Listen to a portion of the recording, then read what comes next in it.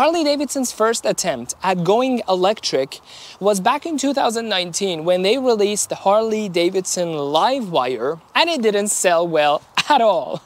I think for two major reasons. One, it was an extremely expensive motorcycle. Back in 2019, people are already not sure about electric bikes in the first place. I mean, even today, people are not really sure about electric bikes, and asking 30 G's for one was an absurd request. People didn't want to make that kind of financial commitment to an electric motorcycle. And the second reason, it was a Harley-Davidson. I don't mean that in a humiliating or insulting way. Obviously, Harley-Davidson is one of the largest motorcycle manufacturers. Actually, it's the largest in the US, the one that sells the most number of motorcycles per year. I mean, look at their dealerships. There are these massive works of art, beautifully crafted, beautifully designed. Instead of a puny little delivery van, they have this giant black semi-truck where I live at my local dealership that they deliver your newly purchased motorcycle. So they do have the infrastructure, the expertise, and the team size to accommodate good motorcycles. What I'm talking about here is they are not known for making electric bikes. They have built over a century an image of themselves as these shiny pile of metal that have these really vibrating V-twin engines that shake the mirrors off the handlebar, and now all of a sudden they come out with these futuristic blacked out electric motorcycles. Of course, it's not gonna sell well. It's just not Harley-Davidson's character to build an electric bike like that, and because of those two reasons, it did not sell well. But in 2024, Harley-Davidson has resolved both of those problems, and you're looking at the solution right now. This 2024 LiveWire S2 Delmar in this beautiful nightfall blue color. Why do I say they have resolved both of those issues? Well, this motorcycle costs half the amount that that other motorcycle costs. This one is only $15,000, whereas the LiveWire was $30,000, the Harley-Davidson LiveWire. And the second, it's technically not a Harley-Davidson anymore. Harley-Davidson created this spin-off company from their team called LiveWire. Technically, it's not a Harley-Davidson anymore. LiveWire is as much Harley-Davidson as Lexus is Toyota, as Genesis is Hyundai, as Acura is Honda. And LiveWire is just as much of that to Harley-Davidson, and all those other spin-offs are to their mother companies. And this is an example in front of us. So let's do this today. Let's go wheel to wheel and everything in between. On this 2024 LiveWire S2 Delmar, and be the judge whether this motorcycle is objectively a good electric bike, regardless of who makes it. And then we're gonna get on it, go out there, ride this bike. I'm told it's a very quick motorcycle, and we're gonna put that to test. And at the end, I'm gonna quantify my thoughts and give this not Harley-Davidson LiveWire my Emmy score.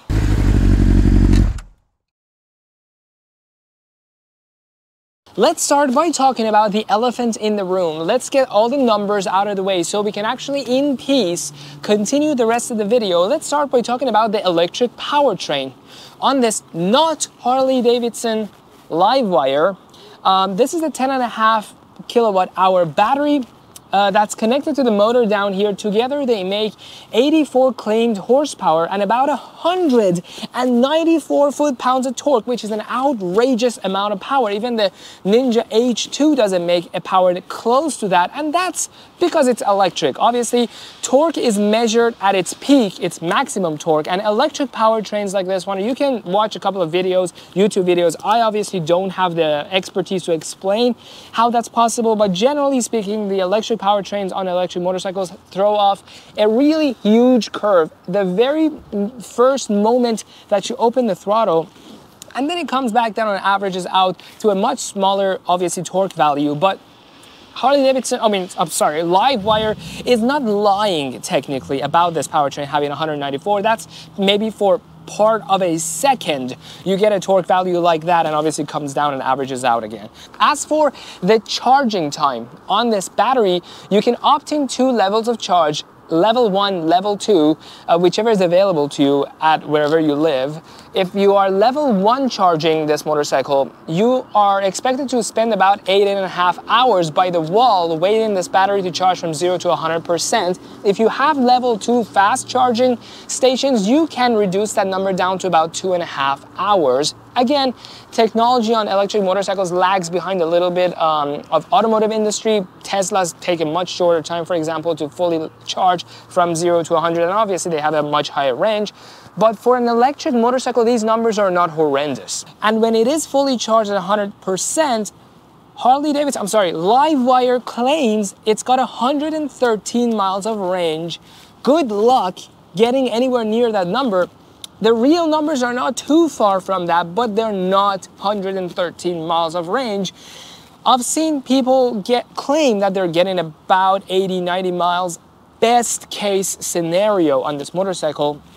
If you want to open up this motorcycle and enjoy what an electric motorcycle is all about, that initial torque and that 0 to 60, you're going to drain this battery down to probably about 50 or 60 miles of range, which is still way better than some of the other competitors that I've seen. But if you have this motorcycle and you have a range figure that you get on a daily basis riding in the city or on the freeway, put it in the comment section so everybody else can see how close LiveWire is to that correct range value.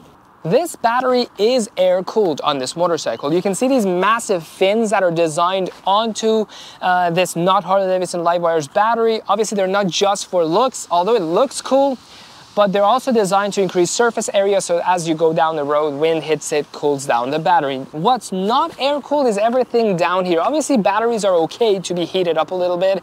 It's cold temperatures that actually reduces capacity of batteries, not warm temperatures. So it's okay if that's air-cooled. What's not air-cooled is everything down here. These are all liquid-cooled down here. So you can see the radiator up front. Those are only cooling down the lower half of the bike and not the batteries. But anyways, let's take a listen to how the 2024 not Harley-Davidson LiveWire S2 Delmar sounds. Now, if you come closer and look at this plaque that's on this not Harley-Davidson LiveWire, you realize it says it's called Aero System 2, short for S2, but in reality, if you wanted to make an acronym out of Aero System 2, it would have been AS2, and that's probably not okay to call a motorcycle. So what is S2? It's this whole structure here, including the swing arm, the motor down here, the battery, and all the cooling components on this motorcycle. This is the center core of this not Harley-Davidson LiveWire. Think of this motorcycle as a modular motorcycle in which this S2 system down here, Aero System, stays the same, and everything else can change around it to make the other motorcycle models that are available in not Harley-Davidson LiveWire's lineup. And let's actually talk about that for a second. In the S2 lineup, you can get either the Mulholland, which is the more environmentally friendly version of this motorcycle. It's got a more relaxed ergonomics triangle. The Mulholland has a much higher handlebar, and because it's a much higher handlebar, they could actually make the dashboard, the odometer, to actually hang inside between the gas tank and the handlebar. Whereas this one, because it's a more aggressive triangle, the handlebar is lower, more cafe racer style, they couldn't fit the odometer in between the gas tank and the handlebar, so they have flipped it upright so it sits outside the handlebar. It's kind of an interesting compare and contrast between this one and the Mulholland. The Mulholland also has front and rear bumpers that are made of hemp, which is biodegradable, and it's better, I guess, for the environment. And also all the wiring harness on the Mulholland is made up of recycled oceanic plastic, which is what not Harley-Davidson LiveWire advertises on their website. This bike, however, hates the environment because it's all painted all around it, and the wiring harness is out of fresh plastic and not from ocean water plastic. But anyways, this center stays the same. It could either go on this one, make it the Delmar. It could go on this one with a different paint and make it the Delmar Launch Edition or LE. Or it could go on the Mulholland, as I explained. So these are the models available on not Harley-Davidson LiveWire's lineup. Now let's talk about the design of the 2024 not Harley-Davidson LiveWire S2 Delmar. You might look at this motorcycle and be like, I feel like I've seen this motorcycle somewhere. Where do I know this bike from? Well, I'm here to enlighten you that you probably have seen this motorcycle in the flat track racing, and you would know that because not only does it look like one, but also the name of this motorcycle. Delmar is a town in California that hosts one of the largest flat track racing events in the Delmar Flat Track Racing Arena. So if that's not enough evidence for you to pinpoint exactly where the design of this motorcycle comes from, I don't know what else to tell you. Now, how would you know this motorcycle is built by Harley Davidson? Well, you have a couple of visual clues to know that. First of all, the high build quality. As much as you want to say, oh, Harley Davidson are crappy motorcycles and they're always broken down on the side of the freeway and build quality is always an issue, blah, blah. No, that's not the case. Harley Davidsons are actually really pretty, really high quality, and you can tell that from their electric motorcycle that's not even supposed to be a flagship model. You can see everything looks super high quality. Everything is made of expensive metal. There is no cheap plastic anywhere. Everything is done intentionally. The cable routing, everything looks super beautiful. So that's your first visual clue that this is a potentially Harley Davidson built motorcycle, although they don't want you to think that because it's not Harley Davidson, it's LiveWire. The second visual clue is that it says Harley Davidson Motor Company right on the motor cover. And that's the only place across this entire motorcycle that Harley Davidson is even mentioned. And the third clue is that, like most other Harleys, it's also a belt-driven motorcycle. You look at it on the other side and it's not chain, it's not shaft. It is a belt-driven motorcycle. This is Schrodinger's Harley Davidson. It's a Harley Davidson and not a Harley Davidson at the same time. Now let's talk technology. On the 2024 not Harley Davidson LiveWire S2 Delmar, and there's a big point to make here. About 10-15 years ago, when electric motorcycles were brand new, they were a novelty, nobody had them other than like one manufacturer, they could have gotten away with charging a lot of money because at the end of the day, you would pay a hefty price to have an electric motorcycle that nobody else has. Nowadays, so many manufacturers are making electric motorcycles, so companies cannot simply get away with a hefty price tag just because the bike is special being electric. They actually have to offer you technology, and this bike does that.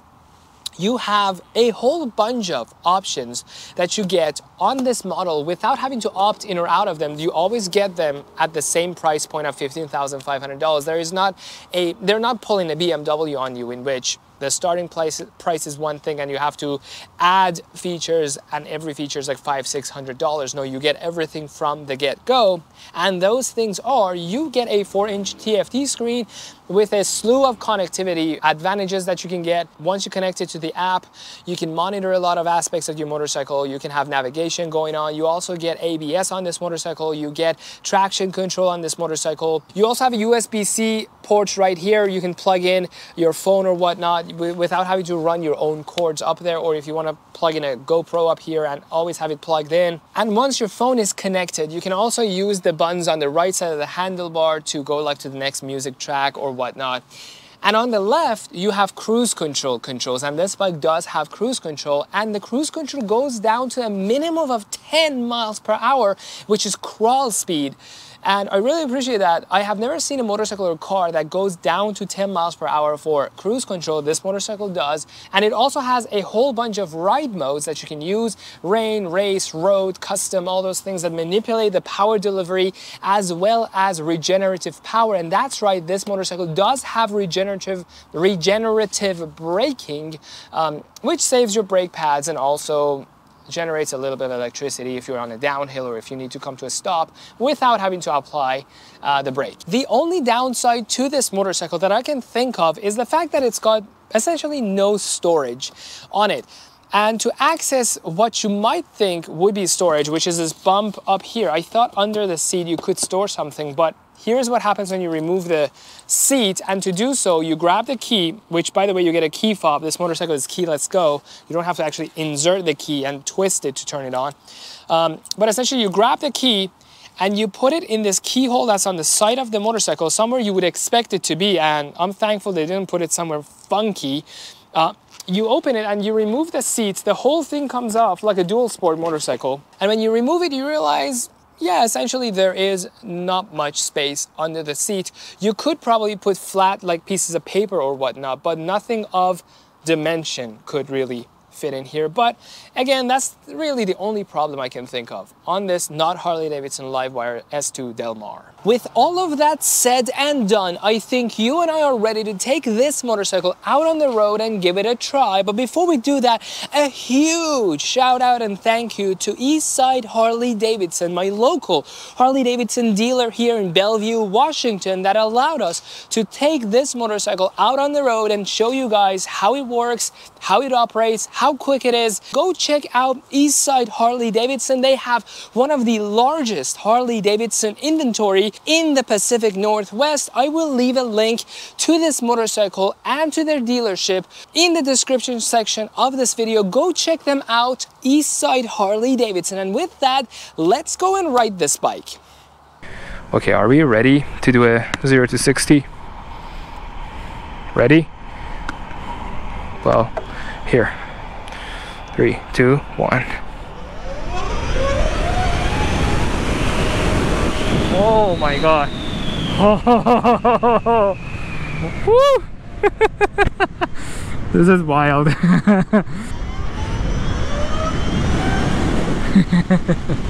Oh my god. This is probably so far the most fun electric bike that I have tried. Now, I haven't tried any of the Zero motorcycles, so don't take my opinion as you know, facts. This is like the best electric bike. I don't know, but between this one, the Ninja E1 that I tried, and also BMW's electric scooter, the CEO4, this one obviously comes on top. This is bar none the best motorcycle of all of them. It's also priced higher than all of them, so that's, I guess, you get what you pay for. It's kind of the deal here too. Now, what do these buttons do? Home, I guess, goes back to home. Oh, look at that. So that's no device connected. Connect a Bluetooth device to use navigation. So it's got navigation, it's got music, it's got a silhouette of a not Harley Davidson LiveWire. Oh shit, it went away. Oh wow, it has TPMS, tire pressure monitoring system, TCU signal strength, I'm not sure what that is, but gives you a slew of information. Diagnostics, uh-oh, don't run diagnostics now for me. Oh wow, it ran a whole bunch of computer testing to see if the bike is healthy. That's kind of nice. This bike is so fun. And combine that with the fact that it virtually has no maintenance to do, becomes a really sweet deal. Anyways, let's go back to Eastside Harley Davidson. This was a really fun motorcycle. And now onto the ME score for the 2024 LiveWire S2 Delmar. In the commuter category, the Delmar gives you LED lighting for better visibility, a 4-inch TFT screen, cruise control, ABS, and being electric, it has a zippy and quick character, great for inner city commute. Maintenance is slightly easier than a traditional ICE motorcycle as well, and of course, the biggest upside is you no longer have to pay for premium gas. The Delmar's price is alright. Nowadays, $15,000 is not an outrageous price to pay for a motorcycle, as so many other bikes are in this same price whereabouts too. However, what's great about this bike is Harley Davidson's unmatched dealership network, especially in the United States. The Delmar earns a 16 out of 20 in the commuter category. Now onto the performance/dope factor category. As for track-specific tech and features, you get traction control, the advantage of not having to shift gears and lose momentum as a result, combined with an extremely fast acceleration and a narrow throw roundable design that comes from flat track racing. The Delmar has a healthy power plant. It makes roughly 84 horsepower and a ridiculous 194 claimed foot-pounds of torque, ensuring a 0 to 60 of around 3 seconds, which we tested and it was pretty accurate. Sitting at 436 pounds, it is a bit towards the heavy side, but it's not a bulky and hard to maneuver with motorcycle. As for the design choices and marketplace, this is where it gets a bit controversial because people seem to have a problem with electric motorcycles. Looking at the design of this bike objectively, I find it simple yet attractive, and you have plenty of options, colors and trims to pick from. The Delmar gets a 15.5 out of 20 for the overall performance and dope factor category. And it sits here on the list of other electric bikes I have reviewed, beating everything else I have seen so far. I think the merits of an electric bike should not be compared to an internal combustion engine motorcycle. They're just very, very different. It's not a matter of which one is objectively better. It's about which one you enjoy more and works better for your lifestyle. LiveWire has a tremendous advantage over other electric motorcycle companies like Zero and or Lightning, and that is that the company is backed by the motorcycle giant Harley Davidson. They have a world of engineers and funding. So I think they are going to take over the electric motorcycle industry in no time.